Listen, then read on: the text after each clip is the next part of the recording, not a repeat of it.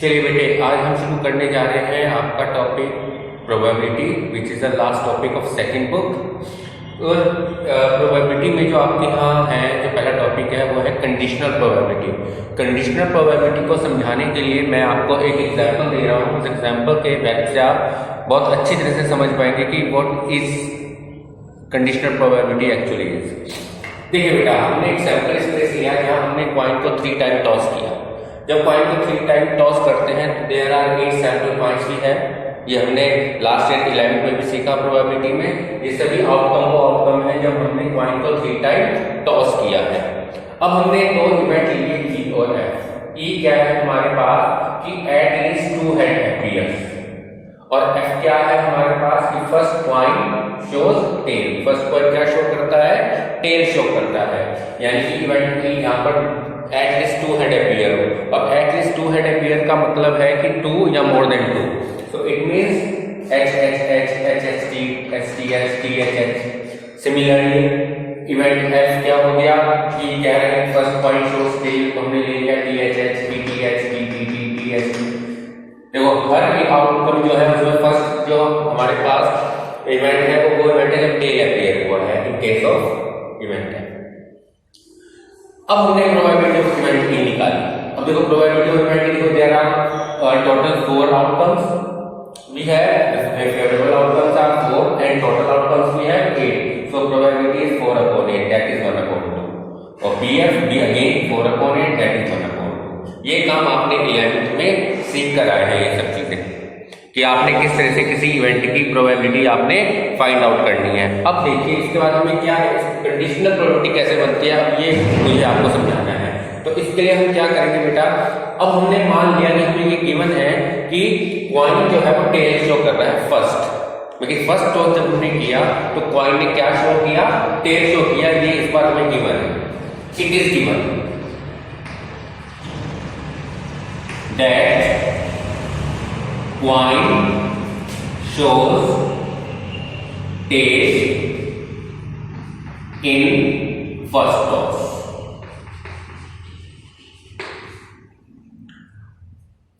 तो जब हमें ये गिवन हो गया कि कॉइन जो है फर्स्ट टॉस में टेल शो कर रहा है, तो जो हमारा सैंपल स्पेस है, जो मेन सैंपल स्पेस है वो रिड्यूस हो गया। सो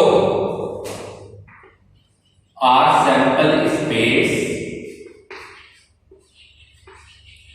reduce from S to F, क्योंकि एफ में वो सारे आउटकम है जहां पर टेल फर्स्ट टॉस में शो हो रहा है। जहां फर्स्ट आउटकम जो है हमारा वो क्या है? टेल है हर एक उसमें आउटकम में। तो हमारा क्या हुआ कि जो सैंपल स्पेस है वो reduces from S to F. अब हमें प्रोबेबिलिटी ऑफ ए निकालनी है, लेकिन हमारे पास सैंपल स्पेस एस नहीं है, एफ है। जब सैंपल स्पेस हमारा एफ है, अब देखो हमारा इवेंट क्या कहता है इस केस में, probability of event E when F has already occurred.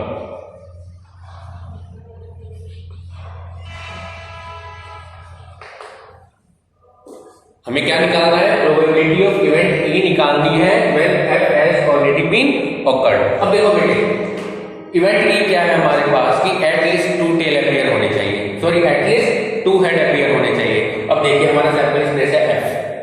इस सैंपल स्पेस एफ में देखो कि कहां पर 2 हेड अपीयर हो रहे हैं, 2 से ज्यादा हेड अपीयर हो रहे हैं, 1। So there is only single outcome we have where 2 head appears. Clear? So there is only single element we have. So probability of this is 1 upon total outcome इस sample space F is वो, तो इस बार sample space हमारा S से कहां convert हो गया? एफ में कन्वर्ट हो गया। क्यों? क्योंकि हमें ये गिवन है कि कॉइन जो है वो टेल शो कर रहा है इन फर्स्ट टॉस। तो जब हमारा सैंपल स्पेस चेंज हो गया, उसके हिसाब से देखो हमारी प्रोबेबिलिटी भी चेंज हो गई। इसको हम किससे रिप्रेजेंट करते हैं? इसको हम रिप्रेजेंट करते हैं पी ई स्लैश एफ। इसका मतलब क्या है? Probability of event E when F has already been occurred. इसका मतलब ये है। तो यही है हमारी कंडीशनल प्रोबेबिलिटी। इस तरीके से आप कंडीशनल प्रोबेबिलिटी को समझ सकते हैं। अब देखिए दिस प्रोबेबिलिटी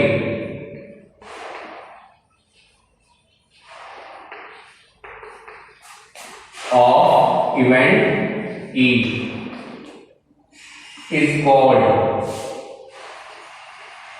conditional probability.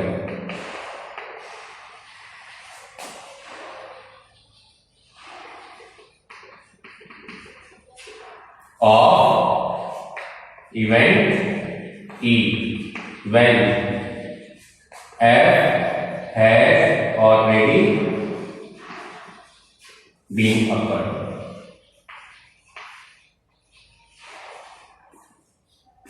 ये बेटे आपकी कंडीशनल प्रोबेबिलिटी की डेफिनेशन होगी। अब इसका फॉर्मूला PE/F अगर आपने निकालना है तो उसका फॉर्मूला क्या होगा बेटा? फॉर्मूला होगा PE intersection F upon PF। यहां पर PF जो है वो नॉट इक्वल 0 होना चाहिए। ऐसे ही PF/E कह सकते हैं आप। PF/E किसके इक्वल होगा? PE intersection F upon PE where PE not equal 0। देख सकते हैं आप अच्छी तरह से। थोड़ा सा मैं इसको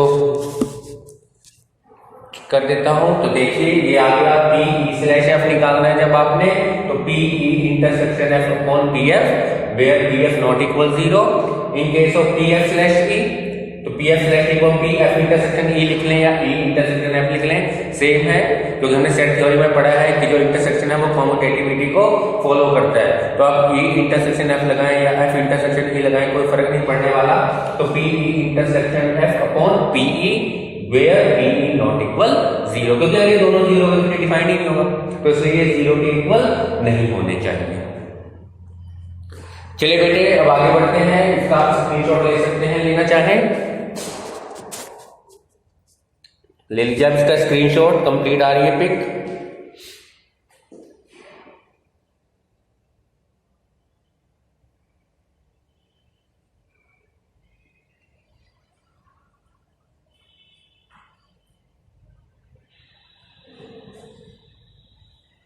चलिए बेटा आगे बढ़ते हैं। अब इसके क्वेश्चन पर बात करेंगे हम।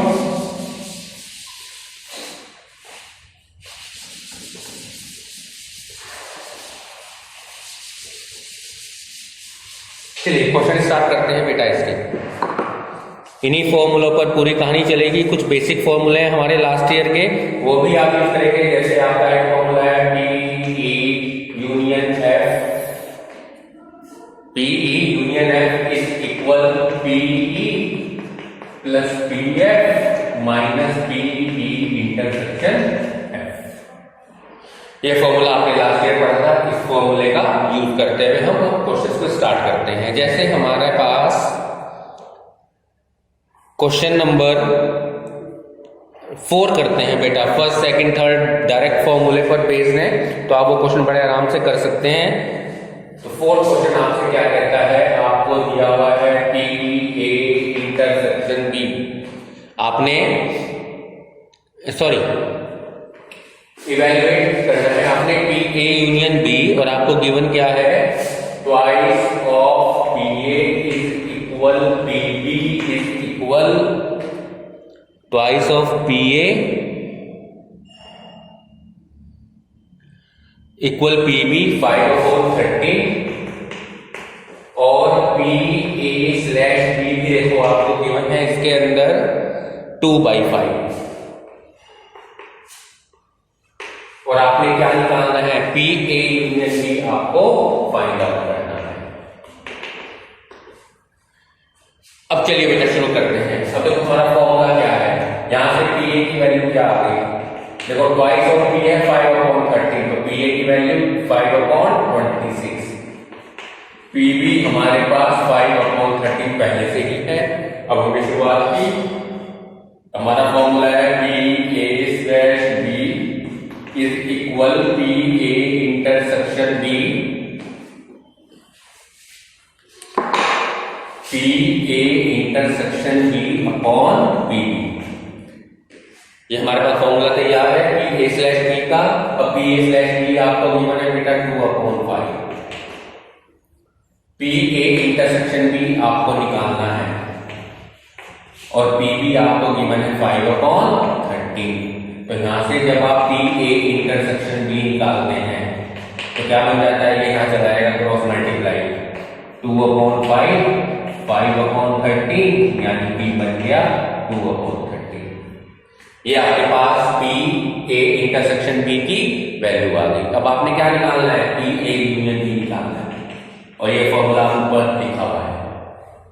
तो क्या फॉर्मूला है, पी ए कितना है 5/26 प्लस पी बी कितना है 5/13 minus P A intersection B आप निकाल के आए 2/13। तो फाइनल रिजल्ट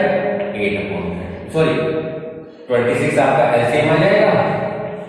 तो आपके पास क्या आ जाएगा 5 + 10 - 4 यानी कि 11/26 इस क्वेश्चन का बेटे आंसर आ गया।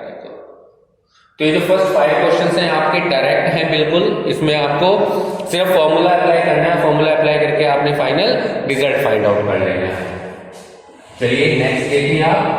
अब देखिए बेटे क्वेश्चन नंबर 6 भी है। हमें यहां दो पी ई स्लैश एफ निकालना है, जबकि हमें कुछ अलग अलग इवेंट दिए हुए। जैसे हमारा फर्स्ट पार्ट है हमारे पास, फर्स्ट पार्ट कर रहा हूं क्वेश्चन का। हमें दिया हुआ है, सॉरी सेकंड पार्ट कर रहा हूं, फर्स्ट आप कर रहा हूं। सेकंड पार्ट है हमारे पास कि एट लीस्ट 2 हेड अपीयर्स। एक क्वाइन को टॉस किया जा रहा है और क्वाइन को टॉस 3 टाइम टॉस किया जा रहा है। अब जब 3 टाइम टॉस किया जा रहा है तो इसका सैंपल स्पेस आप जानते हैं क्या होगा, अभी आप करके आए हैं H H T H T H T H H T T T T T H T H T H T T. ये हमारा सर्कल स्पेस है बेटा। अब सेकंड क्वेश्चन हमारा स्टार्ट होता है। हमें इवेंट की क्या गिवन है कि एटलीस्ट 2 हेड अपीयर। क्या गिवन है, at least 2 head appear. At least 2 head वाले केस कौन से होंगे, एक तो 2 हेड जहां जहां भी है और 2 से ज्यादा भी हो सकते हैं यानी कि ट्रिपल एच। ये वो आउटकम है जब कम से कम 2 हेड में मिल रहे हैं। फिर एफ इवेंट हमें दिया हुआ है, क्या दिया हुआ है, एट मोस्ट 2 हेड्स। अब एट मोस्ट 2 हेड का मतलब है कि जहां पर ज्यादा से ज्यादा 2 हेड हो, 2 से ज्यादा हेड नहीं होने चाहिए। अब 2 से ज्यादा हेड केवल एक ही आउटकम में है यहाँ, बाकी कहीं नहीं है। तो इस आउटकम को छोड़कर बाकी सब आउटकम लिखो। तो बन जाएगा H H T H T H T H H T T T T T H T H T H T. ये सभी आउटकम जिनमें एट मोस्ट 2 हेड वाले, जहां ज्यादा से ज्यादा 2 हेड हो सकते हैं, मतलब एक भी हो सकता है ना भी हो, लेकिन 2 से ज्यादा नहीं होने चाहिए। अब इनका ई इंटरसेक्शन एफ निकाल लो। अब ई इंटरसेक्शन एफ क्या होगा, जो इन दोनों में कॉमन है। कौन कौन कॉमन है, एच एच टी कॉमन है, एच टी एच कॉमन है, टी एच एच कॉमन है, बस ये कॉमन है। जो कॉमन है दोनों में वो निकाल दिया। अब हमें देखो प्रोबेबिलिटी निकालनी है पी ई स्लैश एफ, यानी कि P E intersection F upon P F. ये हमारा फॉर्मूला है। चलिए पी ई इंटरसेक्शन एफ क्या होगा, पी ये है हमारे पास इंटरसेक्शन एफ। तो इसके आउटकम टोटल कितने हैं, 3। टोटल आउटकम कितने हैं मेरे पास, 8। तो पी ई इंटरसेक्शन एफ की वैल्यू क्या हो गई, 3/8 अपॉन फिर पी एफ यानी कि पी एफ में टोटल आउटकम कितने हैं बेटा, एफ में 7 और टोटल आउटकम मेरे पास है सैंपल स्पेस में 8। तो प्रोबेबिलिटी क्या होगी, 7/8। 8 से 8 कैंसिल, तो मेरे पास आ गया 3/7। ये बेटे इस क्वेश्चन का आंसर हो गया आपके। ये हमारे इस क्वेश्चन का आंसर हो गया। इस तरीके से आप क्वेश्चंस को सॉल्व करेंगे। चलिए और आगे बढ़ते हैं।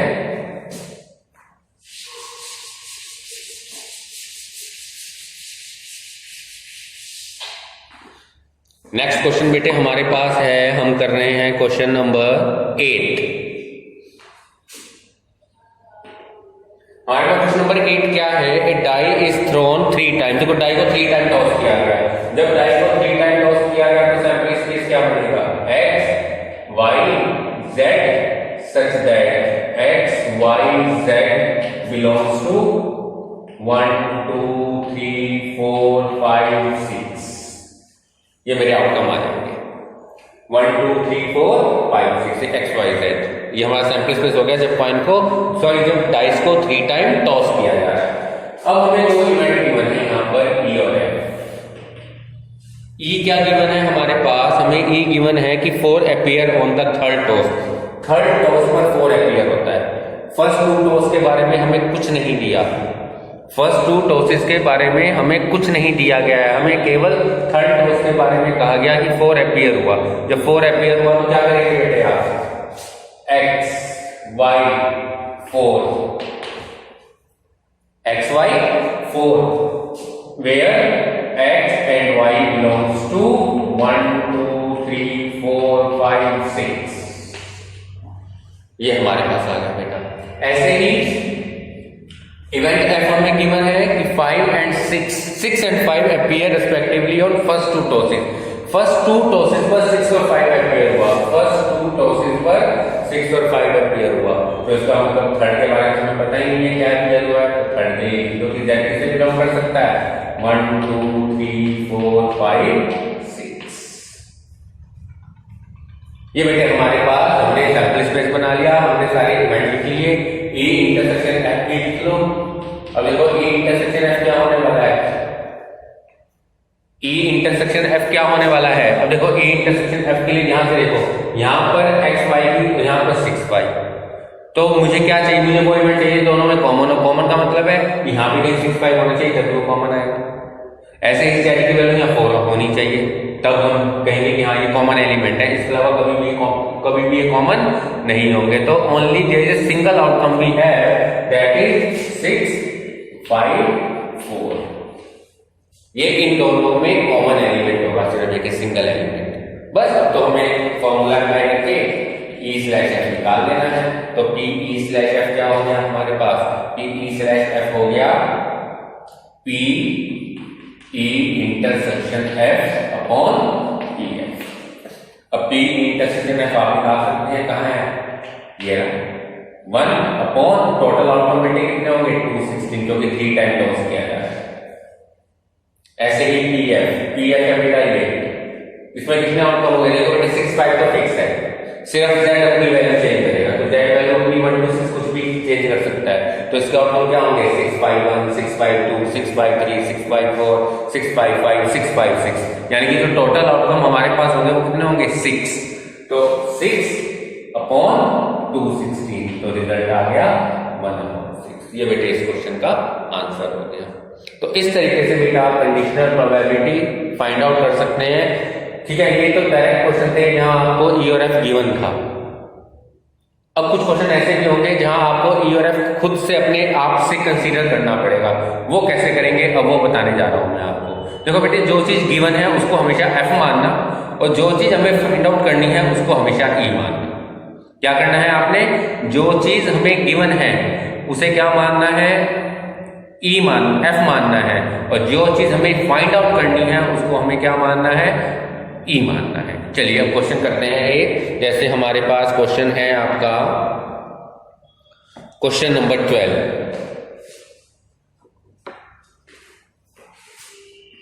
अब क्वेश्चन नंबर 12 हमें क्या गिवन है बेटा?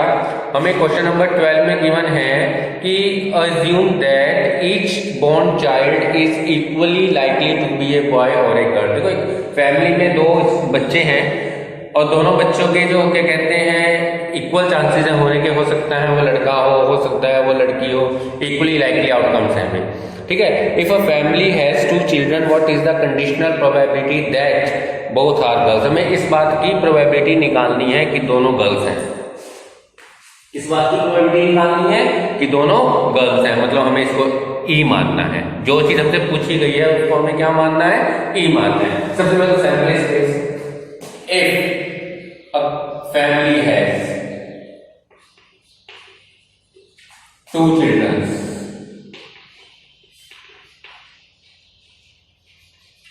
then sample space S क्या हो सकता है?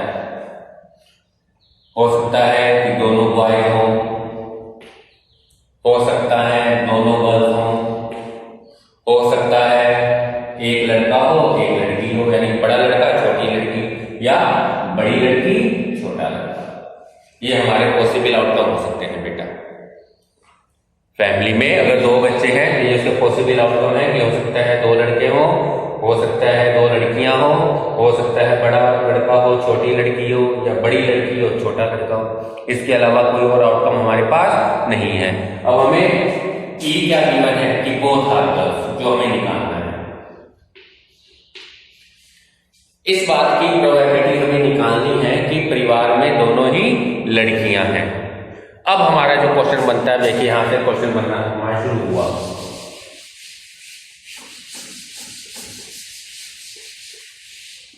अब हमने यहां से क्वेश्चन बनाया। क्वेश्चन क्या बनाया?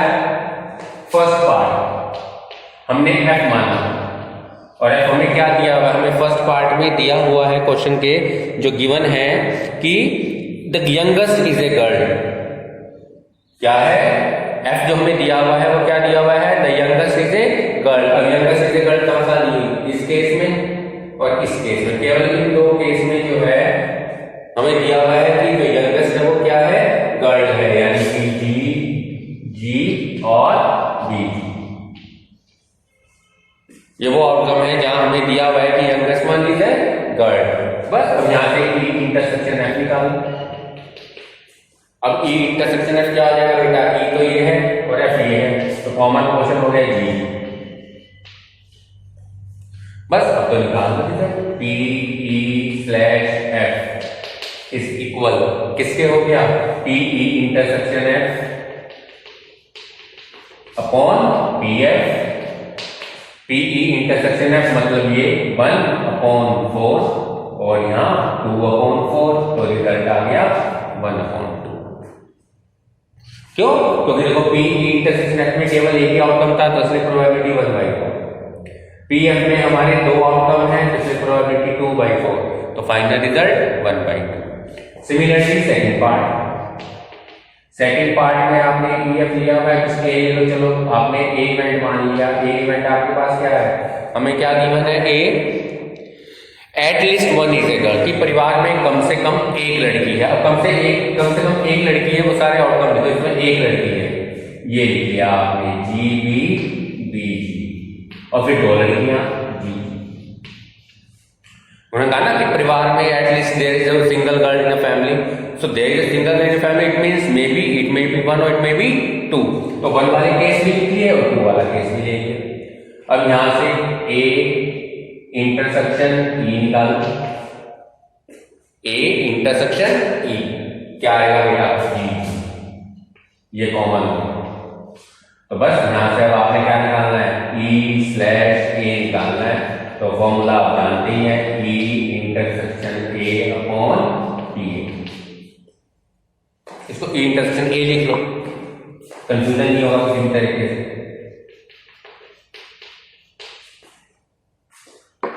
तो क्या फॉर्मूला बना? पी ई इंटरसेक्शन ए यानी कि 1/4 3/4, यानी कि रिजल्ट आ गया 1/3। इस तरीके से बेटे आप कंडीशनल प्रोबेबिलिटी के क्वेश्चन अब बड़े आराम से कर सकते हैं, कोई दिक्कत आपको नहीं आने वाली है किसी भी तरह की। चलिए बेटे, आप इसका स्क्रीनशॉट लेना चाहें ले सकते हैं।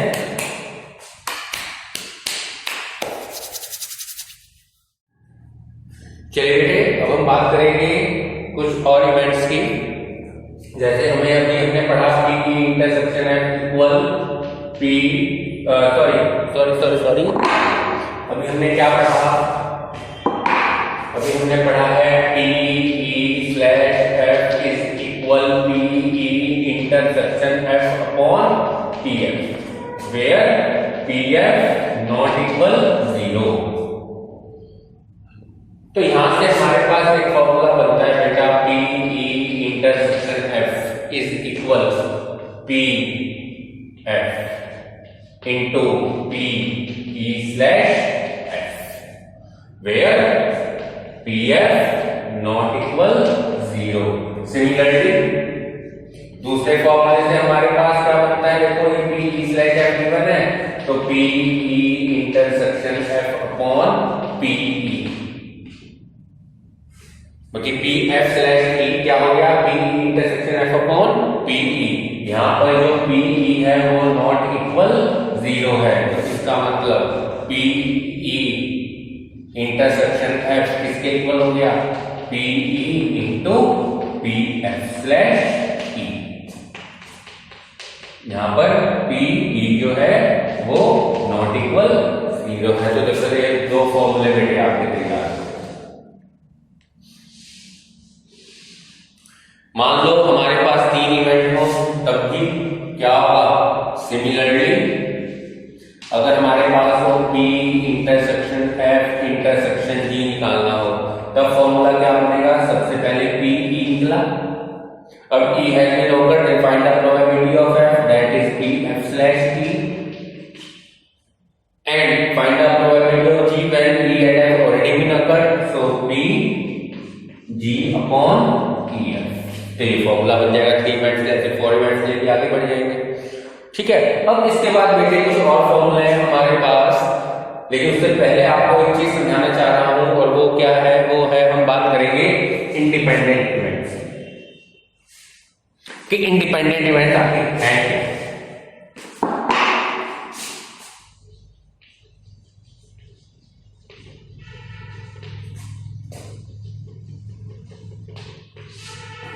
अब देखिए इंडिपेंडेंट इवेंट्स, देखो इंडिपेंडेंट इवेंट्स क्या होते हैं, सपोज हमने 2 इवेंट लिए, एक इवेंट लिया E, एक इवेंट लिया F। E क्या किया हमने कि हमने लास्ट की गड्डी में से हमने मान लो कोई एक कार्ड निकाला, वो कार्ड सपोज हमने मान लिया कि वो स्पेड है, क्या है, स्पेड है, तो the drawn card is a spade. और हमने एक इवेंट F लिया, the drawn card is an ace. ये हमने 2 इवेंट मान लिए। अब देखिए यहां से जब आप PE निकालते हैं तो PE की वैल्यू क्या बनेगी, देखो स्पेड टोटल कितने होते हैं बेटा 13, और टोटल कार्ड है 52, तो प्रोबेबिलिटी होगी 13 upon 52, that is 1/4। Similarly PF यानी कि drawn card is an S. अब टोटल एस हमारे पास होते हैं बेटा 4 अपॉन 52, दैट इज 1/30। यहां से अगर आप PE इंटरसेक्शन F निकालते हैं, E इंटरसेक्शन F का मतलब क्या है बेटा कि एन एस ऑफ स्पेड। क्या मतलब है E इंटरसेक्शन F का, एन एस ऑफ स्पेड। तो एन एस ऑफ स्पेड क्या बन जाएगा आपके पास, एन एस ऑफ स्पेड तो 1 ही है, तो 1/52। ये हमने PE PF PE intersection F की वैल्यू निकाल ली। अब यहां से अगर आप PE स्लैश F की वैल्यू निकालते हैं, निकालिए PE स्लैश F फॉर्मूला आप जानते हैं, ये रहा PE intersection F upon PF, ये फॉर्मूला अप्लाई करेंगे, तो PE इंटरसेक्शन F 1/52, PF 1/13, यानी कि क्या आ गया 1/4। इसका मतलब मेरे पास रिजल्ट क्या आया, देखो ये वैल्यू किसकी है 1/4, PE किसके इक्वल है, PE स्लैश F के इक्वल। तो क्या कह सकते हो, PE जो है वो PE स्लैश F के इक्वल आ गया। तो इसका मतलब क्या हुआ कि F के होने ना होने से E की प्रोबेबिलिटी पर कोई फर्क नहीं पड़ा। जबकि अभी हम पीछे कंडीशनल प्रोबेबिलिटी कर रहे थे तो वहां इफेक्ट पड़ रहा था, लेकिन यहाँ ऐसा इफेक्ट कोई नहीं पड़ा है। तो इसका मतलब इसने क्या शो किया कि the occurrence of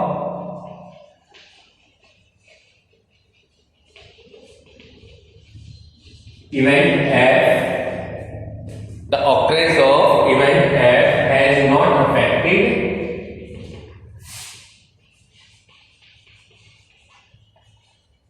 the probability of occurrence of event E. Similarly जो काम देखो यहां हुआ वही काम अगर आप कहते हैं पी एफ के लिए करते हैं, सपोज आप पी एफ स्लैश ई निकाल, चलो यहां निकाल लेते हैं पी एफ स्लैश ई। तो फॉर्मूला क्या है पी एफ स्लैश ई का, ये रहा पी ई इंटरसेक्शन है अपॉन पी ई। पी आपके पास क्या है 1/4, देखो आ गया 1/30। क्या है हमारे पास 1/30, और 1/30 देखो किसके इक्वल है पी एफ के। तो यहां पर ई के होने से एफ की प्रोबेबिलिटी पर कोई फर्क नहीं पड़ा। तो इस तरह के जो इवेंट होते हैं वो क्या कहलाते हैं बेटा, इंडिपेंडेंट इवेंट कहलाते हैं। क्या कहलाते हैं, इंडिपेंडेंट इवेंट। चलो मैं इसकी डेफिनेशन दे देता हूं यहां, फिर आगे बढ़ते हैं।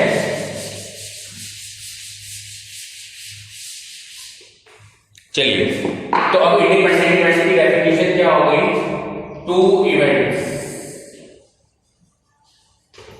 E and F are said to be independent event.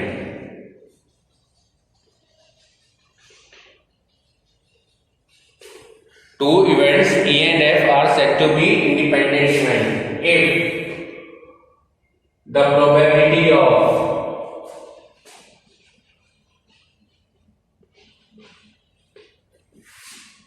occurrence, the probability of occurrence of one of the event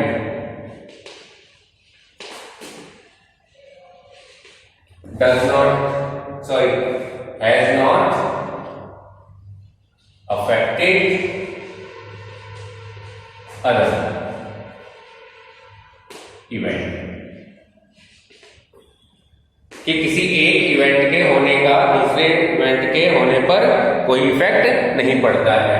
और इसका फॉर्मूला क्या होता है बेटा, P E intersection F equal, अभी आपने फॉर्मूला पढ़ा पी इंटरसेक्शन एफ का P F into P E slash F.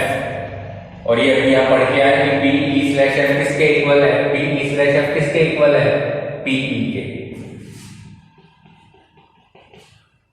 यानी कि दो इवेंट ई और एफ इंडिपेंडेंट होंगे अगर पी ई इंटरसेक्शन एफ किसके इक्वल आ जाए, P E into P F के इक्वल आ जाए। ये बेटे कंडीशन होगी।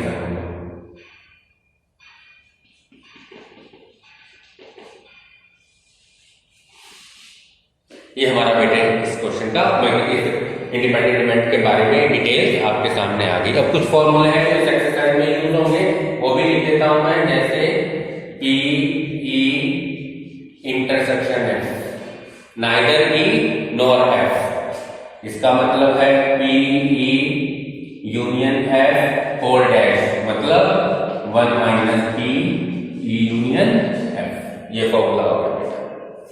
इसके अलावा अगर और देखना है तो पी ई माइनस एफ किसके इक्वल, इसको हम ई इंटरसेक्शन एफ डैश में लिख सकते हैं। ये क्या फॉर्मूला बन जाएगा, P E minus P E intersection F. तो इस तरह से हमारे फॉर्मूले हैं बेटा, आप इसका स्क्रीनशॉट ले सकते हैं। फिर आगे बढ़ते हैं हम।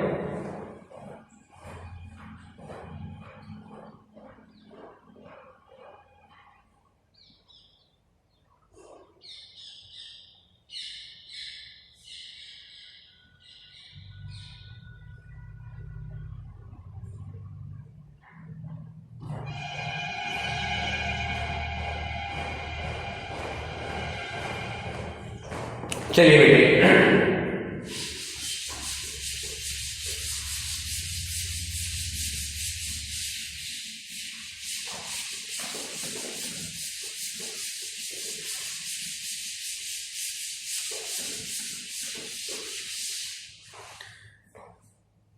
चलिए बेटे इसके क्वेश्चंस करते हैं हम स्टार्ट।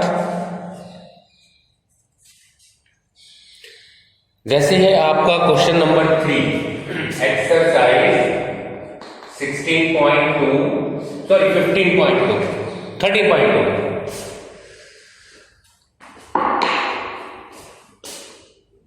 क्वेश्चन नंबर 3 देखिए हमें क्या गिवन है इस क्वेश्चन में, हमारे पास क्वेश्चन है कि अ box of oranges is inspected, a box of oranges is inspected bye examining 3 randomly selected oranges drawn without replace. यानी कि हमने किसी बैग में, किसी बॉक्स में ऑरेंज रखे हुए हैं और हमें उनको कोई 3 ऑरेंज निकालने हैं विदाउट रिप्लेसमेंट, कि जो आपने ऑरेंज निकाल लिया उसे वापस बॉक्स में आपने नहीं डालना है। If all the 3 oranges are good the box is approved for sale. तो जो आपने 3 ऑरेंजेस निकाले अगर वो गुड हैं, अगर वो अच्छे हैं, तो वो बॉक्स सेल के लिए अप्रूव हो जाता है। If otherwise it is rejected, नहीं तो फिर वो रिजेक्ट हो जाता है अगर कोई भी एक ऑरेंज खराब निकल जाए। Find the probability that a box containing 15 oranges out of which 12 are good and 3 are bad ones। देखो टोटल 15 oranges है बॉक्स में, out of which 12 are good and 3 are bad ones। तो हमें इस बात की प्रोबेबिलिटी निकालनी है कि वो बॉक्स अप्रूव हो गया सेल के लिए। ये हमारा क्वेश्चन है बेटे। अब देखो हमने क्या माना, देखो गुड ऑरेंजेस हमारे पास कितने हैं, 12, और बैड ऑरेंजेस 3, यानी टोटल ऑरेंजेस हमारे पास कितने हैं, 15। अब हमने इवेंट माना let E be an event of getting good orange. ये हमने क्या इवेंट माना कि हमारे पास गुड ऑरेंज है, ठीक। तो अब हमें क्या है, 3 ऑरेंज निकालने हैं, यानी कि पी ई ई, हमें 3 गुड ऑरेंज निकालने हैं। तो हमने क्या निकालना है, पी ई ई ई। अब इसका फॉर्मूला क्या होगा, पी ई, पहले के लिए पहला ऑरेंज निकाल लिया। अब हमें दूसरा ऑरेंज निकालना है। दूसरा ऑरेंज कब निकालना है, जब पहला निकल चुका है।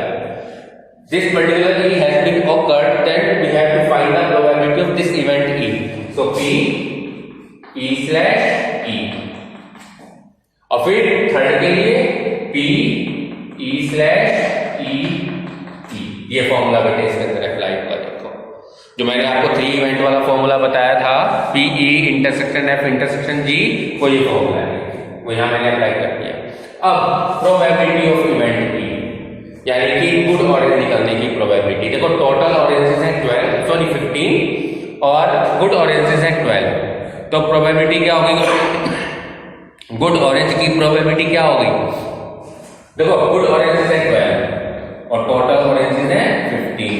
तो पहला ऑरेंज निकलने की प्रोबेबिलिटी हुई 12/15। अब अकॉर्डिंग टू क्वेश्चन हमें कहा गया है विदाउट रिप्लेसमेंट, यानी कि जो ऑरेंज आपने निकाल लिया उसको वापस आपने बॉक्स में नहीं डाला। यानी कि अब बॉक्स में कितने ऑरेंज रह गए, एक गुड निकलने के बाद, एक गुड ऑरेंज निकलने के बाद अब हमारे पास टोटल ऑरेंज रह गए 14 और गुड ऑरेंजेस कितने रह गए, 11, जो कि एक निकल चुका है। तो प्रोबेबिलिटी अब क्या होगी, 11/14। और सिमिलरली नेक्स्ट वन इज 10/30। बस इसको सॉल्व करके आप फाइनल आंसर निकाल सकते हैं, निकाल लीजिएगा। ये हमारा बेटे क्वेश्चन है। देखो इस तरह से हमने क्वेश्चन को सॉल्व करना है। चलिए आगे बढ़ते हैं।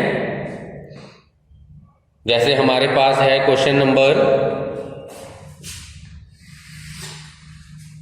हमारे पास क्वेश्चन है बेटा फोर्थ क्वेश्चन क्या है, a fair coin and an unbiased die are toss. देखो एक फेयर कॉइन और एक अनबायस्ड डाई को टॉस किया गया, तब हमारे पास सैंपल स्पेस क्या होगा, हमारे पास सैंपल स्पेस होगा H1 H2 H3 H4 H5 H6 T1 T2 T3 T4 T5 T6। ये हमारे पास सैंपल स्पेस आ गया। अब हमें क्या दिया हुआ है, गिवन क्या है हमारे पास, A be the event that had appear on the coin। E क्या है, head appear हुआ है, head appear में क्या होगा, तो H1 H2 H3 H4 H5 H6, ये हमारा इवेंट E हो गया। अब इवेंट F क्या गिवन है हमें, इवेंट A हो गया। और इवेंट बी के बारे में हमें क्या कहा गया, इवेंट बी जो है हमारे पास 3 ऑन द डाई। बी क्या इवेंट है कि 3 अपीयर हो रहा है, तो H3T3 ये 2 इवेंट आ गए हमारे पास, H3T3। ये कौन सा इवेंट है, इवेंट बी है हमारे पास। अब हमें ये दिखाना है इस क्वेश्चन में कि क्या ए और बी इंडिपेंडेंट इवेंट्स हैं, क्या ए और बी इंडिपेंडेंट इवेंट्स हैं। तो सबसे पहले तो ए इंटरसेक्शन बी निकालो इसमें से। अब ए इंटरसेक्शन बी क्या है, जो कॉमन है, कॉमन क्या है, H3 कॉमन है केवल बेटा। अब सबकी प्रोबेबिलिटी निकालिए, आपने प्रोबेबिलिटी ऑफ इवेंट ए निकाली। प्रोबेबिलिटी ऑफ इवेंट ए में टोटल 6 आउटकम है आपके पास, और यहाँ टोटल आउटकम है 12, फेवरेबल आउटकम है 6, तो प्रोबेबिलिटी होगी 6/12, दैट इज 1/2। ऐसे ही आपने निकाला पी बी, इवेंट बी की प्रोबेबिलिटी, ओनली 2 आउटकम्स वी है, तो प्रोबेबिलिटी होगी 2/12, दैट इज 1/6। अब आपने क्या किया, पी ए इंटरसेक्शन बी निकाला। अब पी ए इंटरसेक्शन बी केवल एक इवेंट है, तो 1/12, देखो 1/12 को आप क्या लिख सकते हो, 1/2 इंटू 1/6। 1/2 प्रोबेबिलिटी किसकी है, इवेंट ए की, और ये किसकी है, बी। अब देखो P A intersection B, P A into P B equal आ गया, therefore A and B are independent.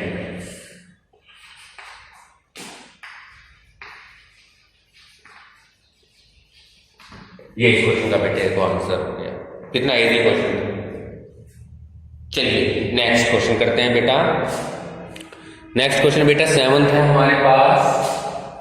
अब 7th क्वेश्चन आपके पास क्या है कि given that event A and B are such that, देखो पी ए की वैल्यू हमें गिवन है half, P A union B की वैल्यू है 3/5, और तीसरा केस है हमें पी बी दिया हुआ है पी।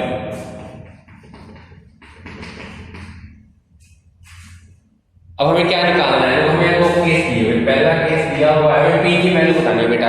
इस पी की वैल्यू बतानी है जब A and B are mutually exclusive. पहला केस है कि A and B are mutually exclusive. अब जब भी दो इवेंट बेटे म्यूचुअली एक्सक्लूसिव होते हैं, देन जो ए इंटरसेक्शन बी होता है बेटा वो 5 के इक्वल होता है। जब दो इवेंट ए और बी म्यूचुअली एक्सक्लूसिव हैं तो मतलब ए इंटरसेक्शन बी किसके इक्वल है, 5 के इक्वल, यानी कि पी ए इंटरसेक्शन बी किसके इक्वल आ गया, 0 के equal. P A intersection B 0 के इक्वल। अब हमारा फॉर्मूला शुरू होता है बेटा, P A union B, P A plus P B minus P A intersection B. अब इस फॉर्मूले में बेटे वैल्यू पुट करो। पी ए यूनियन बी क्या होगा, पी ए भी हमें गिवन है 3/5, पी ए हमें गिवन है 1/2, पी बी हमें निकालना है -0। तो यहां से पी की वैल्यू आपके पास क्या आ गई, 3/5 माइनस 1/2, यानी कि आ गया 6/1। लो जी आपका ये आंसर आ गया, पी की वैल्यू आ गई आपकी। अब इसका आप स्क्रीनशॉट ले लें बेटे, फिर मैं इसको रब करता हूं और आगे बढ़ते हैं। सेकंड पार्ट करना है अभी इस क्वेश्चन का।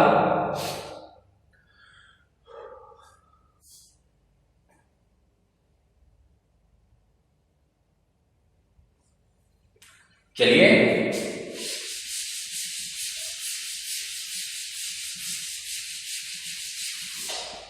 अब देखिए सेकंड पार्ट क्या है। सेकंड पार्ट में कहता है कि A and B are independent.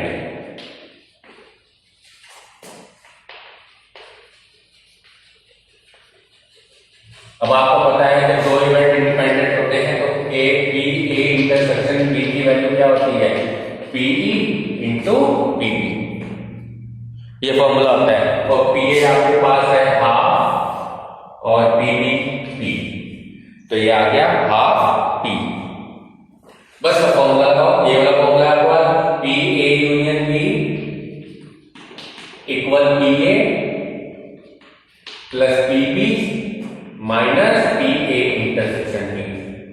Same formula मैंने वो लगा दिया, तो यहां से क्या आ गया, p माइनस हाफ p यानी कि half p equal 3/5 minus 1/2 that is 1/10। तो p की वैल्यू क्या आ गई 1/5। ये हमारा आंसर है बेटे इस क्वेश्चन का। तो बड़े सिंपल क्वेश्चन है, डायरेक्ट फॉर्मूला पर क्वेश्चन है, कोई दिक्कत आपको आने नहीं वाली है। चलिए अब क्वेश्चन करेंगे बेटा हम 9 क्वेश्चन में क्या गिवन है, A and B are two events such that PA 1/4 PB 1/2 and PA intersection BB शायद में गिवन है A 1/8। हमें क्या निकालना है, हमें निकालना है P not A and not B, not A and के लिए इंटरसेक्शन नॉट B। ये हमें वैल्यू निकालनी है बेटा इसके अंदर। अब इसका फॉर्मूला आप जानते हो, ये फॉर्मूला मैंने लिखवाया था आपको A union B whole dash, यानी कि क्या बन गया 1 minus P A union B। और P A यूनियन B भी आप जानते हो क्या होता है PA plus PB minus PA intersection B। और अब इस सारी वैल्यू बेटे आपको पता है, बस आपने वैल्यू पुट करनी है और फाइनल रिजल्ट निकालना है। बस मैं वैल्यू पुट कर रहा हूं, क्वेश्चन आप करना कंप्लीट। 1/4 1/2 माइनस 1/8। ये क्वेश्चन अब आप कंप्लीट करेंगे बेटा आगे। चलिए आगे बढ़ते हैं बेटा।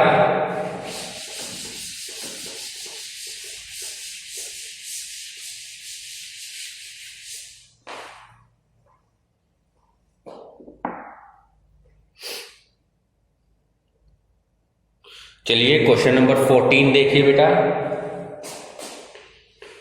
अब क्वेश्चन नंबर 14 आपके पास क्या है, probability of solving specific problem independently by A and B are 1/2 and 1/3। अब देखो अपने दो इवेंट मान लेते हैं E एंड F। E का मतलब है ए सॉल्व द प्रॉब्लम,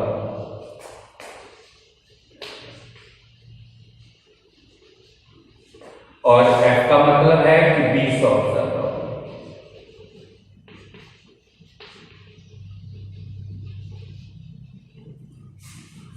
अब इवेंट E की प्रोबेबिलिटी क्या होगी, ए के क्वेश्चन को सॉल्व करने की प्रोबेबिलिटी क्या है 1/2, और पी एफ यानी बी के सॉल्व करने की प्रोबेबिलिटी क्या है 1/3। तो हमने पी और पी एफ यहां मेंशन कर दिया। अब वो आगे हमसे क्या कहता है, if both try to solve the problem independently find the probability that the problem is solve. पहला केस है कि प्रॉब्लम इज सॉल्व।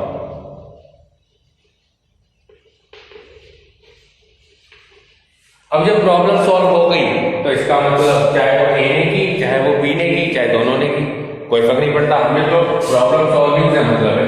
तो हम क्या निकालेंगे यहाँ पी ई यूनियन है, यानी कि P E plus P F minus P E intersection F. अब क्योंकि इंडिपेंडेंट केस है तो इसलिए फॉर्मूला क्या बन गया P E plus P F minus P E into P F. Value put करके फाइनल रिजल्ट आप फाइंड आउट कर सकते हैं बेटा। चलिए सेकंड केस। सेकंड केस में कहता है बेटा exactly one of them solve the problem. क्या केस है, exactly one of them solve the problem.